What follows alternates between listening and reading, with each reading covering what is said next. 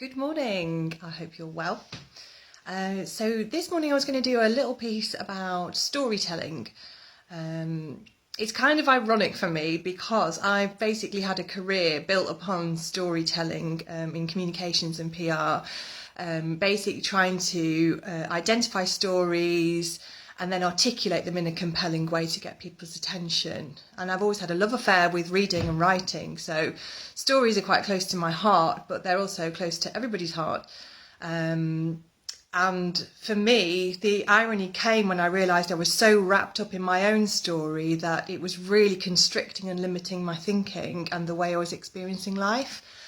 So now I like to say that our stories are written in pencil and not ink. And we think so often that they are rigid and that they're going to inform our whole future, when really that's not true, because our stories in essence are made of thought, and thought is nebulous, so it can dissolve away and bring an expansiveness that allows us to go beyond those parameters of who we thought we were originally. And I'm kind of exploring that more and more, and it's just a really liberating experience, to be honest.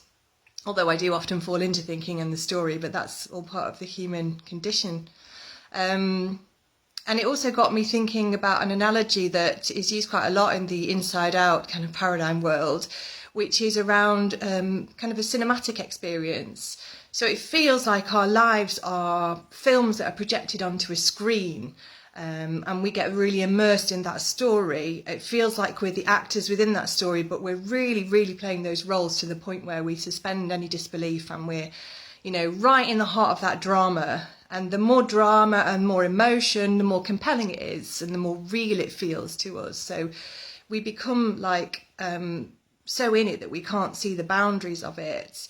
But actually, we're also spectators. So when we go to the cinema, we sit watching a film and we become immersed in it to the point where we forget that we're watching it.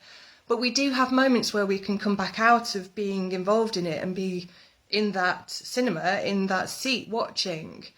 And for me, that kind of ability to spectate is kind of like a really interesting analogy or metaphor for awareness. Because awareness doesn't have this sense of high drama and, subjective bias, I guess. It's just the seeing of things as they unfold. So when we bring an awareness, it's like a wider perspective, and it allows us to see the film, but also to take a step back from the film so that we can question and challenge things. And we forget that we have that capacity in our own lives to do that. So the experiences are unfolding and we create lots of meaning and we're immersed in it, but we forget that we can step back from it and see it from a different perspective and see it for what it truly is. So really the life experience is about coming in and out of that story, but knowing that ultimately you are not that story, even though it feels very much like you are. So maybe today, if you can, have a little minute to see when you can be that spectator in that seat and bring a bit of an awareness to what's unfolding in front of you, and see if you can get that wider perspective. All right, have a lovely day.